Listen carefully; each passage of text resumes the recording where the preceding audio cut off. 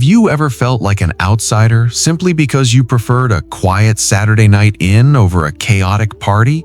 Or perhaps you've been told that your desire for alone time makes you antisocial, strange, or even broken. If so, you have been fed a lie.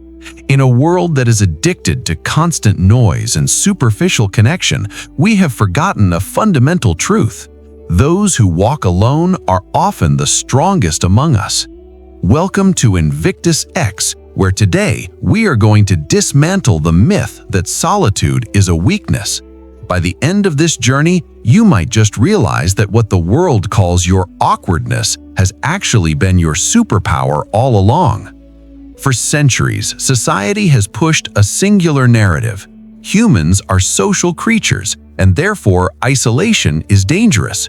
We see this in our modern architecture, with open-plan offices designed for constant collaboration, and in our digital lives, where being connected is synonymous with being alive. But let's pause and look at history.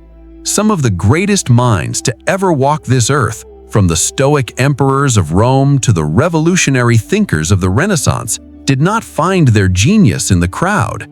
They found it in the silence.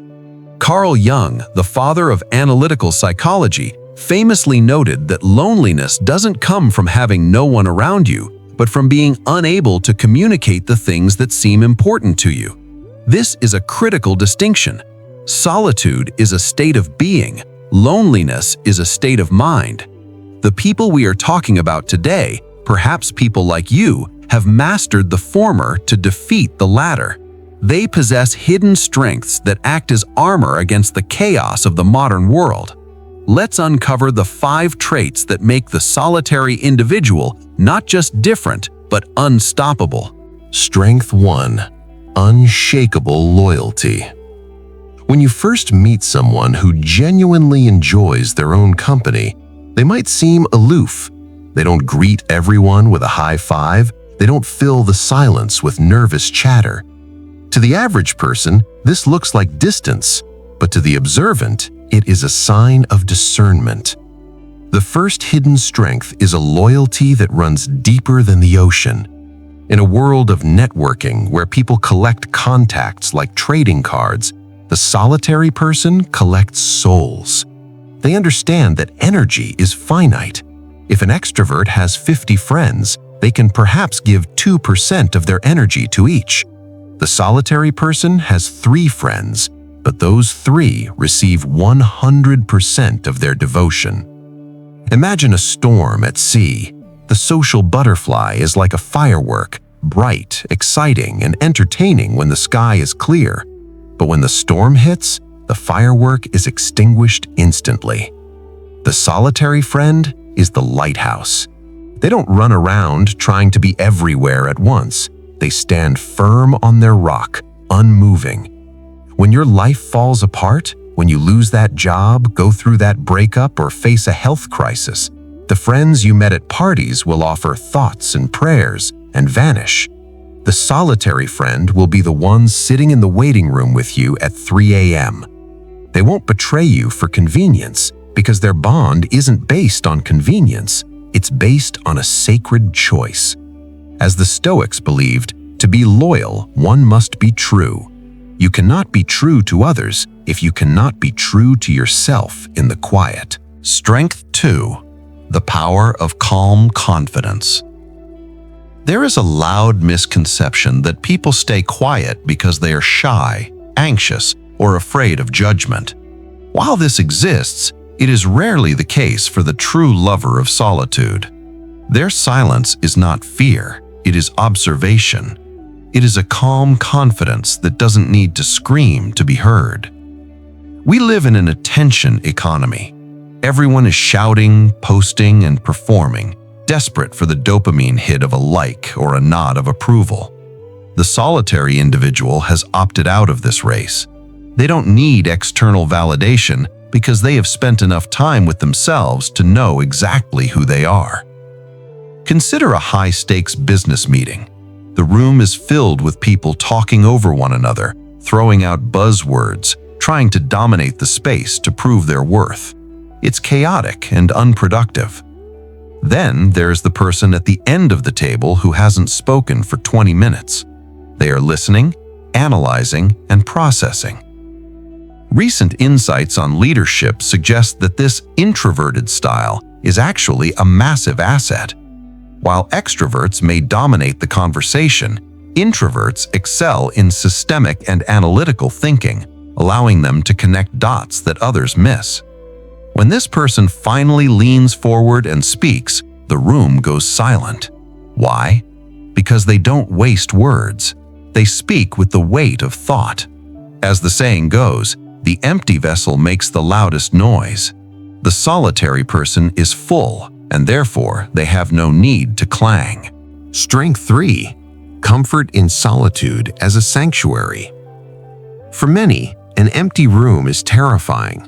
It forces them to confront their own thoughts, their regrets, and their anxieties. Pascal once said, "All of humanity's problems stem from man's inability to sit quietly in a room alone." The average person rushes to fill this void with podcasts, Netflix, or scrolling, anything to drown out the internal monologue. For the solitary, solitude is not a void, it is a sanctuary. It is a creative battery charger. This is where the magic happens. It is in the silence that the brain switches from reaction mode to creation mode. Think of your mind as a studio. If you have people constantly walking in and out, moving your tools, asking you questions, and playing loud music, you can never paint a masterpiece. You're too busy managing the traffic. Solitude locks the door. It allows for deep work and self-reflection. This aligns with the wisdom of playwright George Bernard Shaw, who warned against false knowledge. In the noise of society, we adopt beliefs that aren't ours. We want things just because others want them. Solitude allows us to sift through this mental debris. As highlighted in discussions on the paradox of solitude, retreating like the garden hermits of the past isn't about escaping reality. It is about finding clarity so you can return to reality with a sharper mind. The solitary person doesn't hide from the world. They step back to understand it better. Strength 4. The radical valuation of time. Time is the only resource you can never get back. Money can be earned, lost, and earned again. Status rises and falls, but a minute passed is gone forever. People who love being alone have a visceral understanding of this truth. Because they are comfortable saying no, they are the masters of their own clock. They view social obligations differently. They do not attend events out of guilt or FOMO, fear of missing out. If they give you their time, it is the highest compliment they can pay you. It means they have calculated the cost and decided that you are worth more than their peace. Picture two colleagues. The yes man is exhausted, resentful, and burned out because he spent his weekend at a barbecue he didn't want to attend and a baby shower for a person he barely knows. He returns to work on Monday drained. The solitary essentialist spent the weekend reading a book, hiking, or working on a passion project. They return to work on Monday recharged and focused. By guarding their time, they protect their energy. Seneca, the great Stoic philosopher, warned that life is long if you know how to use it. The solitary person knows how to use it because they don't let others spend it for them. Strength 5. Impenetrable boundaries. In the age of social media, privacy is dying. We are encouraged to share everything: what we eat, where we go, who we love, and how we feel. We invite the world into our bedrooms through our screens. This constant exposure leaves us vulnerable to the opinions and energies of thousands of strangers. The person who loves solitude understands the power of the gate. They have strong boundaries. This doesn't mean they are secretive in a malicious way. It means they are protective. They know that peace grows best behind walls. Sherry Turkle's concept of alone together perfectly illustrates the modern tragedy. We are physically together, but mentally separated by our devices. Yet when we are alone, we are never truly disconnected because of those same devices. The solitary strength lies in the ability to truly disconnect. Think of your life as a medieval castle. Most people leave the drawbridge down day and night. Bandits, merchants, and stray animals wander in and out, muddying the floors and stealing the silver. The solitary person keeps the drawbridge up. They lower it only for those they trust. This keeps their inner world clean and organized.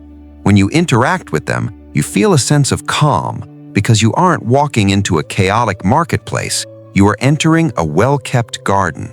They don't let the wrong energy in, which preserves their emotional stability. So, what is the lesson here? If you are someone who sees yourself in these descriptions, stop apologizing for it.